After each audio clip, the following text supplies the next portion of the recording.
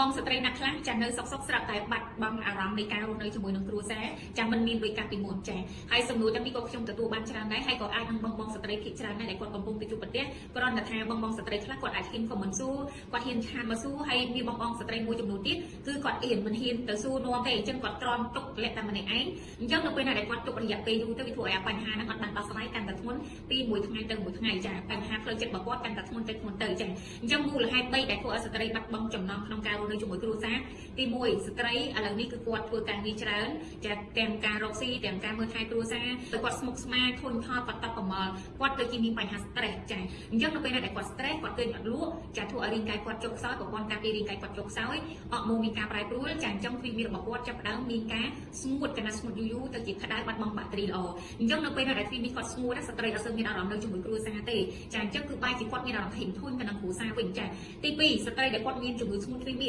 ជំងឺស្ងួតទ្វីមីនេះអាចកើតមាននៅលើស្ត្រីស្ទើរតែគ្រប់វ័យចាបើសិនជាគាត់ចាមិនបានថែទាំនៅតំបន់ទ្វីមីរបស់គាត់បានល្អជាពិសេសស្ត្រីដែលគាត់ឧស្សាហ៍ផ្លាស់ប្ដូរចាការលាងសម្អាតជាមួយនឹងសាប៊ូឬក៏ទឹកអនាម័យដែលគ្មានប្រភពច្បាស់លាស់វាមានក្លិនក្រអូបពេកវាមានជាតិកាត់ពេកឬក៏គាត់អត់បានពិនិត្យមើល pH នៅក្នុងការដកទឹកអនាម័យហ្នឹងពេលដែលយកមកប្រើហ្នឹងវាអត់សមស្របជាមួយនឹងទ្វីមីរបស់គាត់ pH និងទ្វីមីរបស់គាត់តែធ្វើឲ្យទៅជាមានបញ្ហាស្ងួតយូរទៅជាមានជំងឺស្ងួតទ្វីមីដែរហ្នឹងគឺជាមួយផ្នែកដែរអញ្ចឹងកាលណាស្ងួតស្ត្រីអត់មានអារម្មណ៍ក្នុងការនៅជាមួយគ្រួសារទេចាទី3ស្ត្រីដែលគាត់មានជំងឺរលាកទ្វីមីណាអញ្ចឹងនៅពេលណាដែលគាត់មានជំងឺរលាកទ្វីមីចាគឺគាត់មិនសូវជាមានអារម្មណ៍ហើយពេលដែលរស់នៅជាមួយនឹងគ្រួសារហ្នឹងគ្រាន់តែចាប់ផ្ដើមរស់នៅហ្នឹងគឺមានការឈឺចាប់តែម្ដងក្តៅក្រហាយផ្សាមានអារម្មណ៍ថាដូចដាច់រលាត់សាច់របស់គាត់នៅផ្នែកខាងក្នុងមកអញ្ចឹងគឺគាត់ពិបាកខ្លាំងមែនទែនអញ្ចឹងធ្វើឲ្យស្ត្រីហ្នឹងគឺគាត់ដកចោលនៃអារម្មណ៍នៃការឈឺចាប់អញ្ចឹងហើយធ្វើឲ្យគាត់ហ្នឹងគឺកាន់តែមិនចង់រស់នៅជាមួយគ្រួសារថែមទៀតអញ្ចឹងអារម្មណ៍នៃការរស់នៅជាមួយគ្រួសារគឺកាន់តែថយចុះទៅដែលជាហេតុធ្វើឲ្យបងស្ត្រីមួយចំនួនមិនអាចនៅជាមួយគ្រួសារបានដោយសារតែបញ្ហាទាំងអស់ហ្នឹងចា